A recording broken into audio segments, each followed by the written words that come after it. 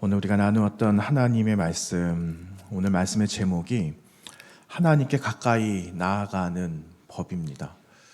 여러분, 우리가 하나님 앞에 가까이 나아간다. 여러 가지 방법들이 있겠죠. 여러분은 어떻게 하나님 앞에 가까이 나아가시고 계십니까? 조금 전에 장로님 기도하실 때 그 마음에 참 감동이 되었던 메시지가 있었어요. 하나님의 말씀이 우리에게 보약이 되게 해달라 하는 그 간구가 참 제 마음속에 보약처럼 다가오는 마음이 잠깐 느껴졌거든요. 여러분, 우리가 하나님 앞에 나아가는 여러 가지 방법들이 있겠지만 근본적으로 하나님의 말씀이 우리 가운데 있지 않는다라면 어떻게 하나님을 알 수가 있고 하나님께 나아갈 수가 있겠습니까? 뭐니 해도 중요한 것은 하나님의 말씀을 통하여 그분을 알고 그리고 깨닫게 된 바 우리의 마음속에 감동 주셨으니까 감동 주시고 은혜 주시는 그분 앞에 가까이 나아가는 것이 시편 기자의 고백처럼 하나님 앞에 가까이 나아가는 것이 내가 복된 인생입니다 라고 고백하는 고백인 줄로 믿는 거죠.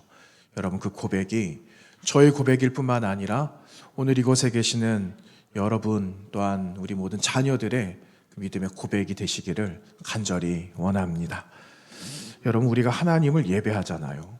그런데 하나님을 예배하는 이유가 있다면 무엇일까요? 그냥 표면적으로 우리를 구원해 주셨으니까 하나님을 예배하는 거지 이렇게 이야기할 수도 있을 것 같아요. 그런데 오늘 우리가 나누었던 히브리서 말씀에는요, 율법이라는 단어가 등장하거든요. 율법을 잘 지키는 것이 우리를 구원해 주는 것이 아니다. 이렇게 이야기를 하고 있지 않습니까? 율법을 잘 지키는 것이 사람을 온전하게 할 수가 없다. 이런 말씀을 히브리서 기자가 하고 있어요. 여러분, 온전하게 된다라는 말의 의미를 우리는 다 알거든요. 그런데 성경에서 말하는 이 온전하다라는 이 말은 하나님과 가까워지는 겁니다 하는 그 본래의 의미가 여기에 있어요. 그래서 하나님께 나아갈 수 있는 유일한 소망, 유일한 방법은 예배를 통하여서 우리는 하나님과 밀접하게 또 하나님 앞에 가까이 나아갈 수가 있다라는 거죠.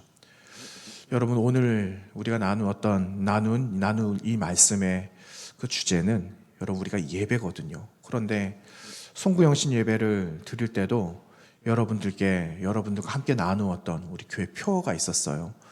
우리 교회 표어가 올해 우리 교회뿐만 아니라 교단 산하에 있는 많은 교회들의 공통된 표어는요, 우리가 예배자로 살아가는 겁니다. 복음의 사람이 되어져서, 말씀의 사람이 되어져서 하나님을 예배하는 사람이 되는 것, 이것만이 하나님 앞에 나아갈 수 있고 하나님과의 거리를 좁힐 수 있고 하나님의 영광 아래 거할 수 있게 되는 것이다 라는 것을 예배를 통해서 우리는 알게 되는 거거든요. 여러분, 조금 전에 하나님과 친밀해지는 방법이 예배 이렇게 말씀드렸잖아요. 그런데 여러분, 구약시대에 조금 올라가서 그 구약시대에 보면은 구약시대에는 예배를 어떻게 드렸습니까? 모든 회중들이 이와 같이 편하게 나오지 못했다라는 겁니다. 하나님 앞에 예배를 드리기 위해서, 제사를 드리기 위해서는 제물이라는 것을 준비했거든요. 그들의 형편에 따라서. 그리고 드릴 제사의 방법과 목적과 특징에 따라서 그 제물을 준비하여 하나님 앞에 드렸어요. 그런데 우리는 지금 그렇게 예배 드리지 않거든요. 구약시대에는 동물을 죽여서 우리 사람이 대신 피를 흘릴 수가 없으니까 이 동물이 대신 피를 흘려서 이 죄를 사하게 속죄하는 통로로 사용되어졌다라는 겁니다. 이렇게 해서 우리 죄를 해결하지 않았습니까?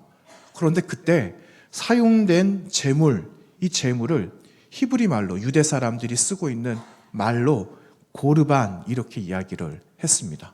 고르반은 제물을 말하거든요. 그런데 고르반이라는 제물 안에도 하나님께 가까이 나아갑니다 하는 본래의 의미가 있다라는 겁니다. 여러분, 오늘 이 자리에 나오셨잖아요. 하나님 앞에 나오셨는데 여러분은 어떠한 마음으로 하나님께 나오셨습니까? 하나님께 나오실 때 어떠한 고르반의 그 제물, 예물을 준비해서 이곳에 나오셨습니까? 어떤 분들은 기뻐하는 그 마음, 하나님께 올려드릴 감사의 마음으로 오신 분들도 계실 거예요. 또 어떤 분들은 상한 심령으로 나오신 분들도 계실 겁니다. 하나님께서는 이 모든 것을 예물로 받아주셔서 하나님과의 친밀함 속에 나와 함께 교제하자 하시는 마음으로 우리의 마음을 감동하여 주시고 오늘도 우리를 이 자리에 불러주셨다라는 사실입니다. 여러분, 이 마음, 하나님께 올려드릴 그 간절한 마음의 제물을 가지고 우리도 하나님 앞에 나아갈 수 있게 되기를 간절히 원합니다. 그런데 여러분, 무엇보다 중요한 것은 내가 마음으로 잘 준비하여서 하나님께 올려드릴 수 있는 이런 제물들도 있지만 그 제물이 영원하지 못하다라는 거예요.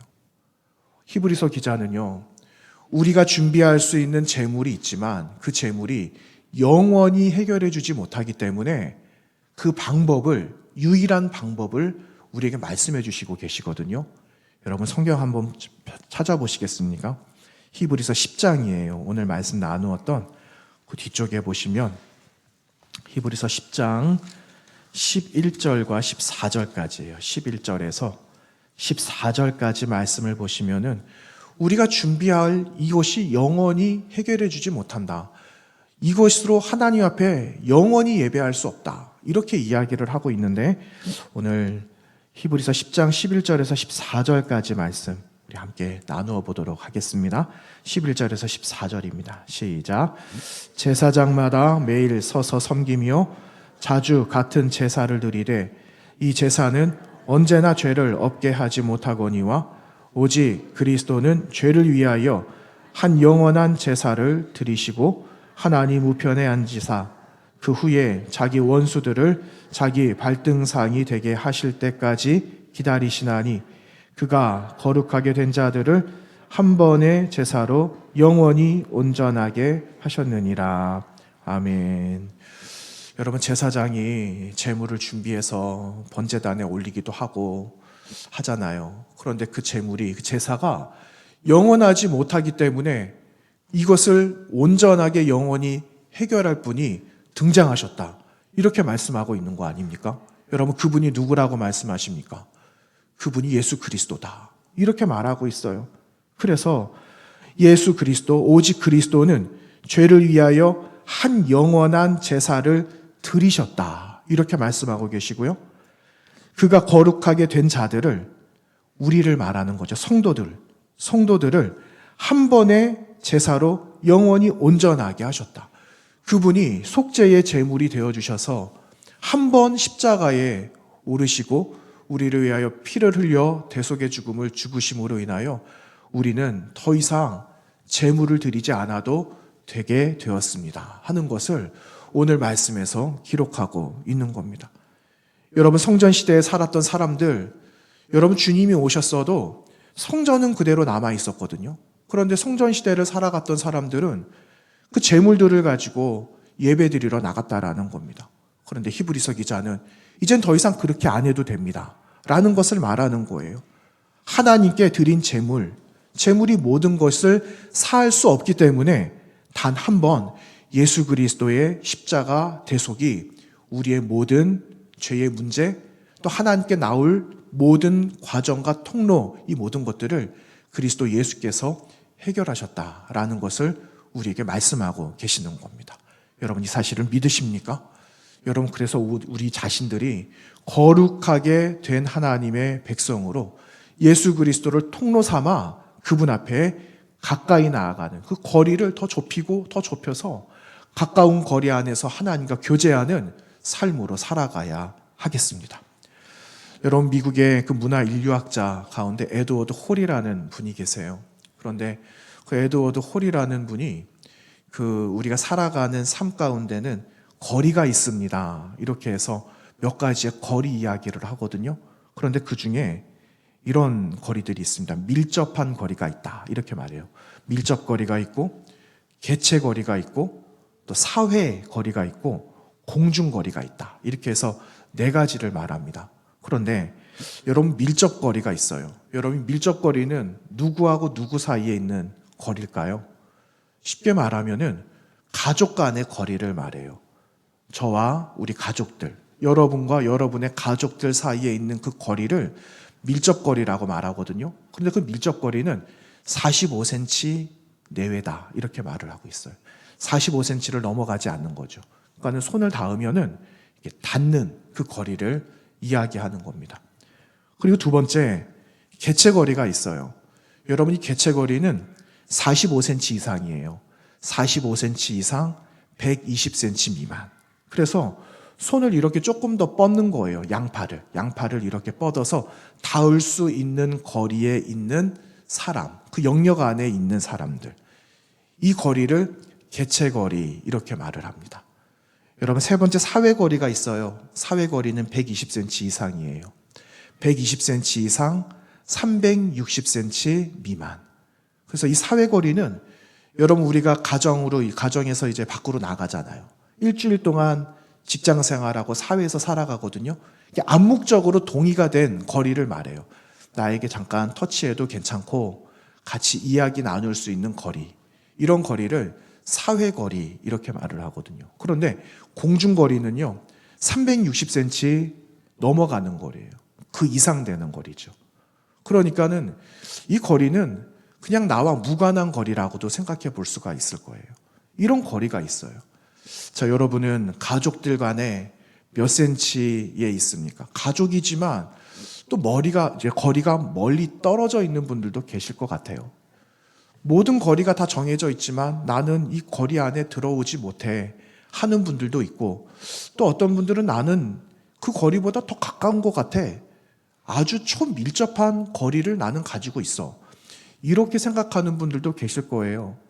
그런데 여러분, 제가 이 말씀을 드린 거는 중요한 거는 사람과 사람 사이에 있는 관계도 중요하겠지만 무엇보다 중요한 거는 하나님과 저의 사이의 관계의 거리를 말한, 이게 중요하다라는 거죠. 여러분 어떠세요? 하나님과의 그 거리가 몇 센치인 것 같습니까? 밀접거리세요? 아니면은 공중거리십니까?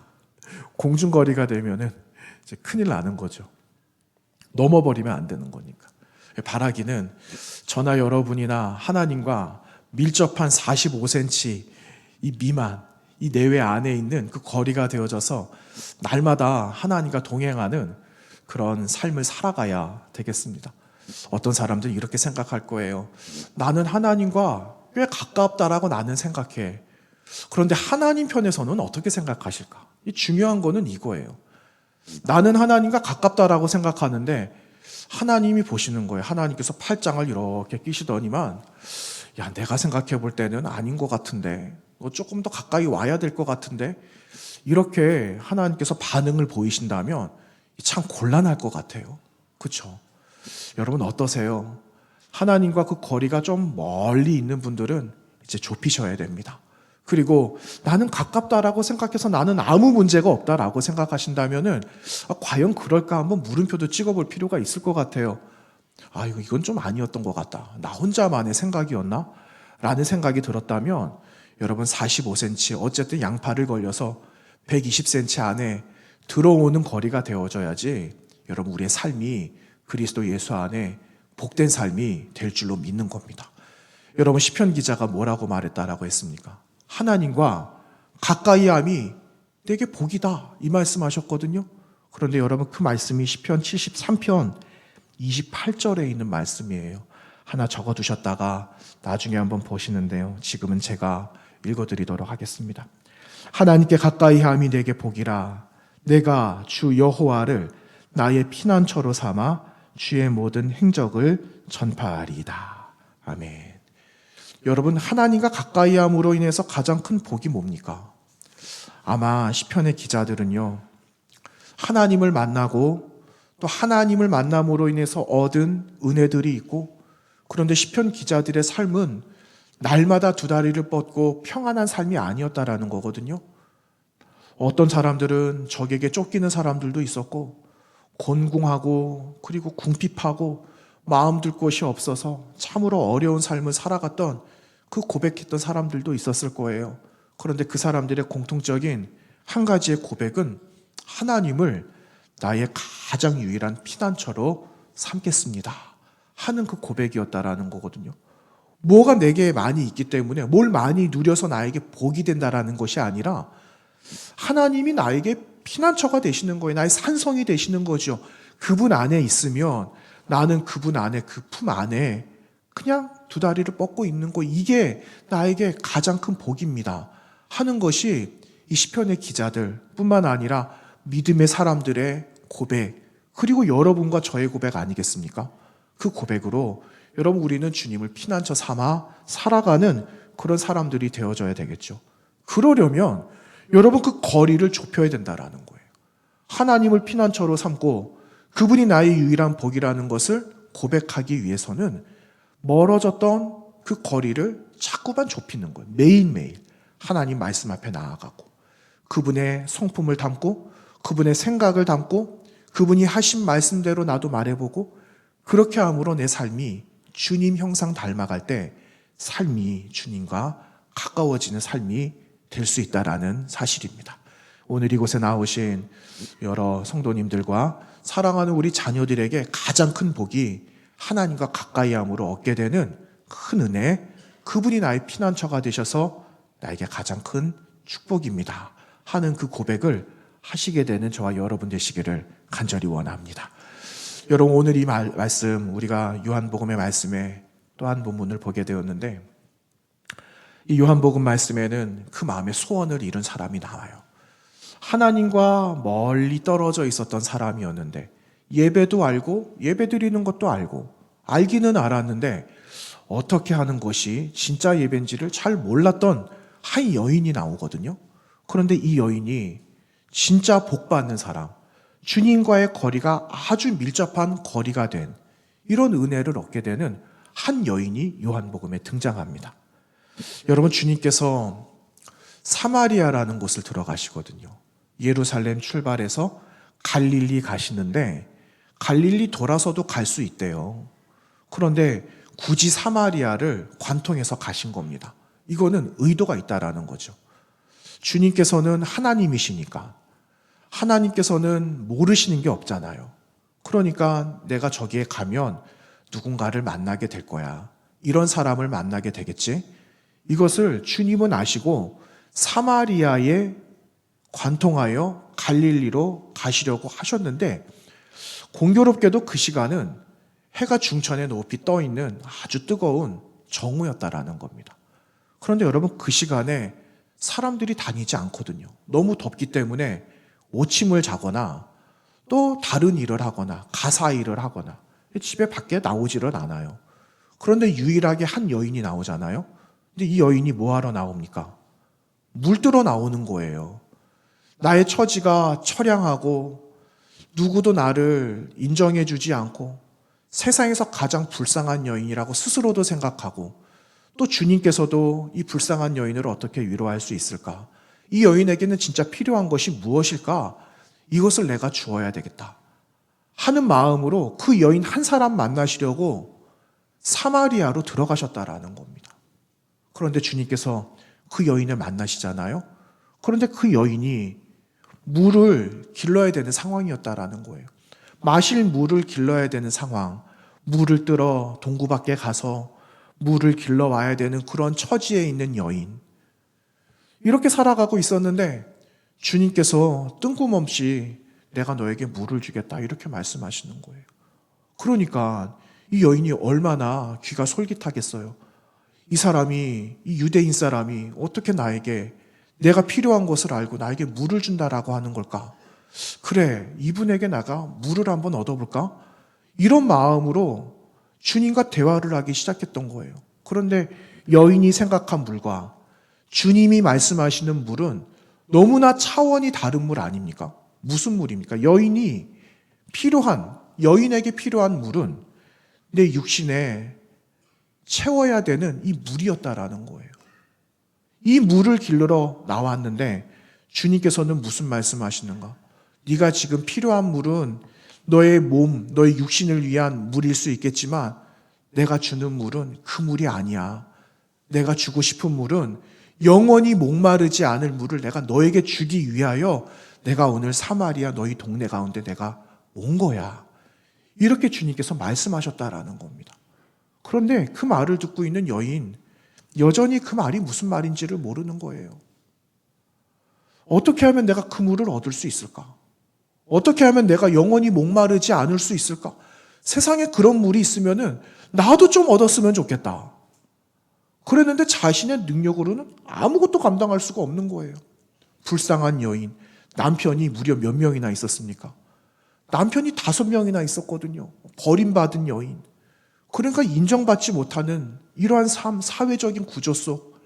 그러니까는 이 여인은 어떻게 내가 물을 구해야 될지도 모르고 사람들 눈을 피해서 그 뜨거운 사람들 다니지 않는 그 시간에 나는 나와야 되는 처량한 신세. 그런데 주님께서는 내가 너에게 필요한 물을, 그것도 영원히 목마르지 않을 물을 주시겠다라고 하시는데, 여러분 그 물 주시겠다고 하시는 메시지 듣고는 귀가 솔깃해지지 않겠습니까? 여러분 저도 그렇게 주님께서 말씀하셨다면 당장에 그 물 나에게 달라고 저도 그렇게 말했을 것 같아요. 그런데 여러분 그 물을 어떻게 얻는 거라고 말씀합니까? 네가 이러한 자격이 되어져야 된다. 주님께서 그렇게 말씀하셨습니까? 야, 너의 남편들을 다 데리고 와서 나에게 소개를 해야 돼. 한번 데리고 나와봐. 주님 그렇게 하셨어요? 그렇게 안 하셨잖아요. 너의 형편이 지금 어떤지 너 이것도 갖추어야 되고 저것도 갖추어야지 내가 영원한 물을, 내가 지금 말하고 있는 물을 줄게. 그렇게 말씀하셨습니까? 그러지 않으셨거든요. 주님 뭐라고 말씀하셨습니까? 네가 원하면, 네가 그 물을 받기를 원하면 내가 그 물 너에게 줄게. 그 말씀을 하셨다라는 거죠. 그래서 여러분 오늘 말씀에 한번 보시면은요. 요한복음 4장 23절 말씀에 이렇게 말씀하고 있어요. 아버지께 참되게 예배하는 자들은 영과 진리로 예배할 때가 오나니 곧 이때라. 아버지께서는 자기에게 이렇게 예배하는 자들을 찾으시느니라. 24절 말씀 다 같이 보겠습니다. 시작. 예배하는 자가 영과 진리로 예배할 자는. 아멘. 여러분 주님께서 말씀하셨어요. 그 물을 얻는 방법은 뭐라고요? 너가 예배하기를 원하면.